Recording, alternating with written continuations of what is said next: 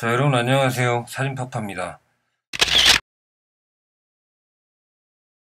자, 요즘 사진파파 강의들을 보시면 사진 작가가 되려고 하시는 분들께 라는 그 폴더가 있어요. 제 재생 목록에.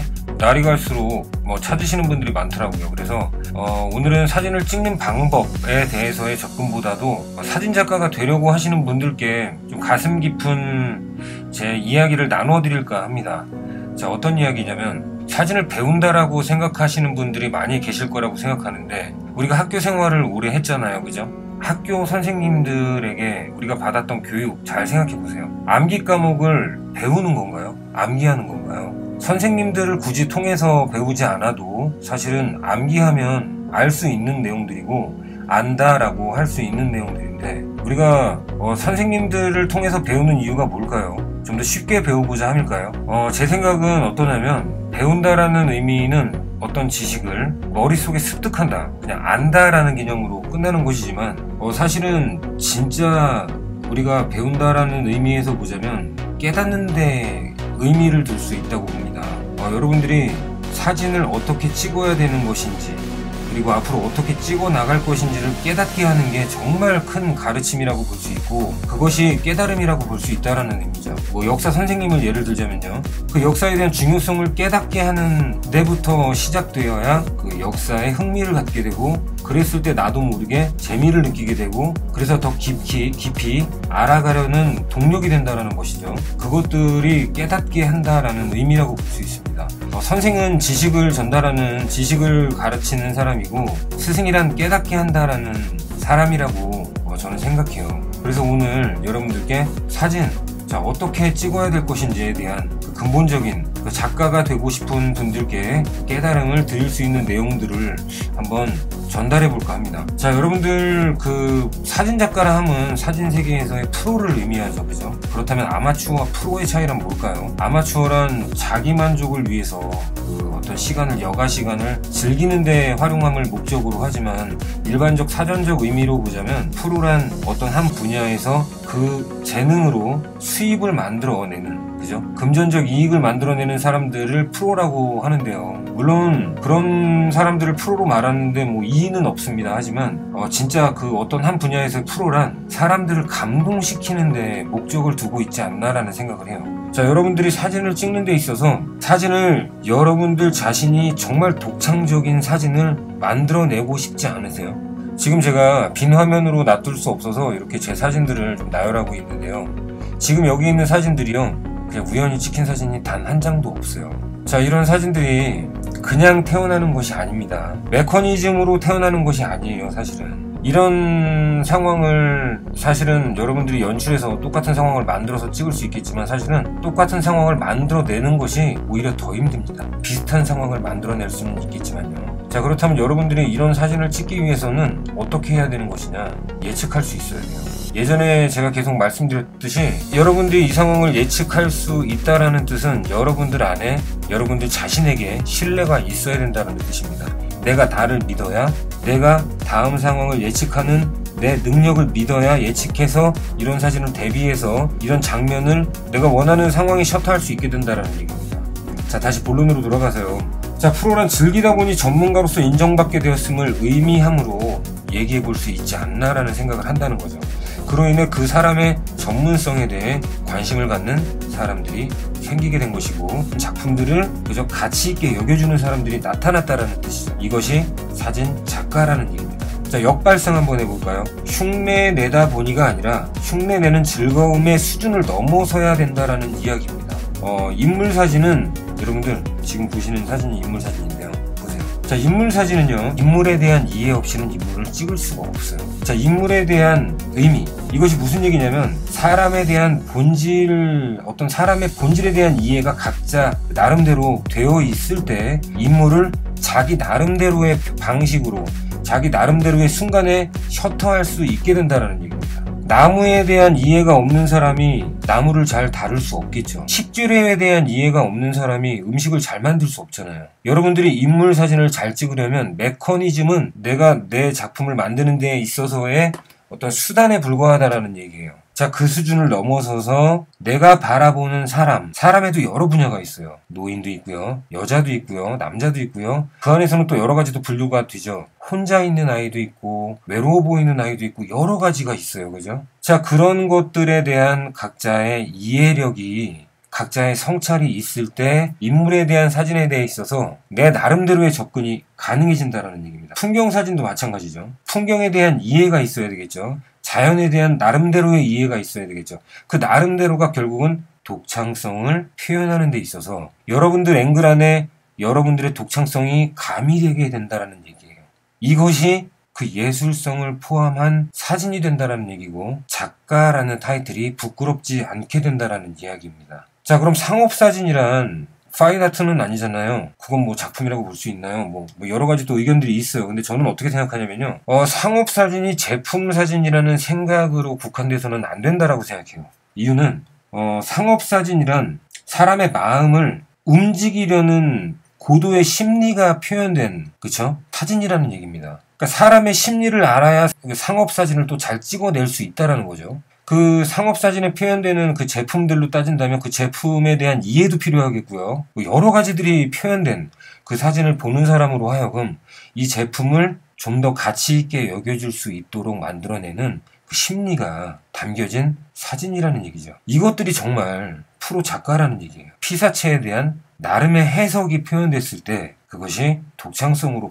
발현된다라는 이야기입니다. 자, 사진을 또 볼까요? 가을이 오고 있죠. 자, 이 사진은 어떤 걸 의미했는지 아시겠죠? 자, 이것도 예측했기 때문에 찍을 수 있었죠.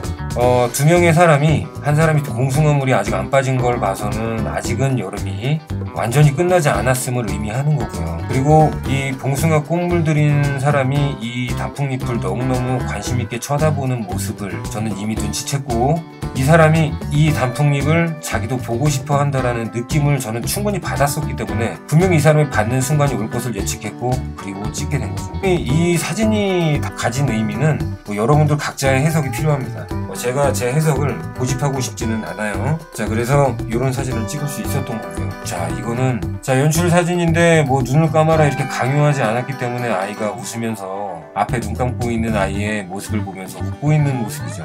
이것이 진짜 기도이다라는 느낌. 자신의 독창적인 어떤 생각들, 철학들, 이런 것들을 어떤 사진 안에, 앵글 안에 표현하는 데 있어서 가장 중요한 것이 무엇일까? 지금부터 그 얘기를 드릴게요. 여러분들의 생각을 문장화할 수 있을 때 여러분들의 사진에 여러분들의 생각이 더 정확하게 표현된다라는 것입니다. 이것은 제가 이회수 선생님을 통해서 깨달았던 건데요. 선생님께서 저에게 글 공부를 하라고 굉장히 사실은 강요하다시피 하셨었어요. 저는 사진작가이기 때문에 글을 쓸 마음이 없다라고 해서 제가 선생님께 반대 의사를 드렸는데도 불구하고 제가 제 생각을 글로 표현하는 데 있어서 선생님께 여러 가지 훈련을 받았었고, 한 2년 가까이 선생님과 같이 글 공부를 하면서 제 생각을 문장화할 수 있는 유연함이 길러졌었고요. 그로 인해서 제 사진이 더 풍요로워진다는 것을 제가 발견했습니다. 여러분들 배고플 때 배고프다 라고 생각하잖아요. 그죠? 이것이 문장입니다. 배고프다 라는 문장. 이 문장, 여러분들이 어떤 상황과 사물을 대했을 때 그 안에서 여러분들이 느끼고 있는 것을 막연히 추상적으로 그런 느낌이 아닌 이것을 짧은 문장으로 만들고 키워드로 만들어낼 수 있을 때 여러분들의 사진이 더 그 주제에 명확하게 다가간다라는 얘기예요. 그리고 어떤 상황이 핵심이겠구나, 내가 어떤 상황에 셔터했을 때 내 문장이 더 정확하게 드러나겠구나라는 그 타이밍이 여러분들 안에 생긴다는 의미입니다. 이거는 시장에서 찍었던 사진입니다. 이것들은 다 우연히 찍힌 사진들이 아닙니다. 자, 이 사진의 제목은 같아도 달라라는 사진이에요. 모이 5개와 파란색 소쿠리가 똑같지만 사실 같잖아요. 하지만 다르죠. 이것이 우리의 인생이고 삶이고 사람 아닐까. 이 모든 것들은 같지만 다 다르다. 이름은 같지만 본질은 다 그 속에서의 모든 것들은 다 다름을 가지고 있다. 자, 이건 우포에서 찍었던 사진입니다. 오른쪽 밑에 오리들 보이시나요? 이 오리들이 이 아침 안개에 안 보였었는데 꽥꽥거리는 소리가 너무도 크게 들려서 다가가 보니까 이렇게 많은 오리떼들이 울고 있더라고요. 그리고 깊은 안개 속에서 저 뒤에 나무의 실루엣이 잘 어우러진다라고 느껴서 찍었던 사진입니다. 자, 이런 것들은 릴렉스 할 수 있는 기회를 줄 수 있는 사진이라고 할 수 있겠죠. 자, 연주자가 대자연 속에서 연주를 하고 있는 모습이에요. 자, 그래서 프로란 특히나 예술적 가치 표현을 추구하는 단순히 돈을 버는 사람이라고 우리가 국한 지을 수 없다라는 이야기를 드리는 거고요. 자, 대중은 보세요. 늘 새로움을 추구하죠. 새로운 것을 보고 싶어하고 새로운 것을 먹고 싶어하고 새로운 것을 발견하고 싶어 하는데, 자, 어떤 작가의 그 독특함이 담긴 작품은 곧 대중을 그 새로움으로 즐겁게 합니다. 그것은 훗날 트렌드가 되기도 하죠. 더 넓게, 더 많은 사람들에게 전달되어서 공유되어지기도 합니다. 자, 프로가 되고 싶다면, 여러분들이 정말 사진작가가 되고 싶다면 자신만의 무기를 지녀야 된다는 이야기입니다. 단지 야구 선수가 아니라 특별한 즐거움을 선물하는 선수가 될 수 있을 때 그게 매력으로 작용하게 되고 그 선수만의 독특함으로, 개성으로, 아름다움으로 기억될 수 있다라고 생각합니다. 자, 여러분들이 찍은 사진을 한 번 더 확인해 보세요. 그 사진 속에 진짜 여러분이 담겨 있는지, 여러분들의 마음이 정말 표현된 것인지, 누군가를 사실 흉내낸 것은 아니었는지, 정말 내 나름대로 스스로 어떤 의미에 다가서려고 노력했던 사진인지 여러분들이 다가설 수 있어야 된다는 얘기입니다. 자, 이 사진을 한번 볼까요? 자, 어린이는 저는 자연이라고 생각해요. 그 순수함의 매력 때문에 어린이는 자연입니다. 이 사진의 제목은 자연 대 자연, 자연과 자연이라는 그 두 가지 제목을 놓고 많이 고민했던 사진이에요. 자연의 한 부분처럼 느껴졌기 때문에 셔터했던 사진입니다.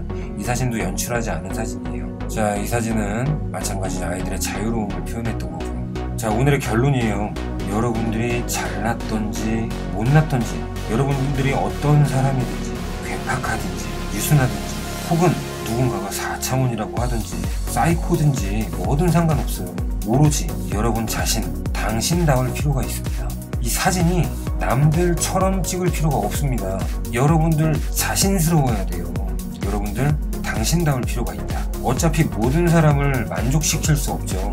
오롯이 여러분들 각자의 개성이 정말 철철 넘치는 사진으로 표현될 수 있다면 여러분들은 이미 최고의 사진 작가다라고 여겨지게 될 것이 분명합니다. 많은 사람들에게 사랑받으려고 할 필요 없습니다. 어차피 많은 대중들을 공감시키려는 노력은 여러분들의 개성을 방해할 뿐이에요. 여러분들 자신을 깨워내서 여러분들 자신이 앵글 안에 표현될 수 있어야 됩니다. 자, 여러분들 오롯이 당신, 여러분들 자신의 사진을 찍길 바라면서요, 사진작가가 되고 싶은 분들께 오늘 사진작가 조성호 사진파파가 이런 얘기를 전해드립니다. 자, 오늘도 좋은 즐거운 사진생활 하시고요. 용인에서 사진파파였습니다. 고맙습니다.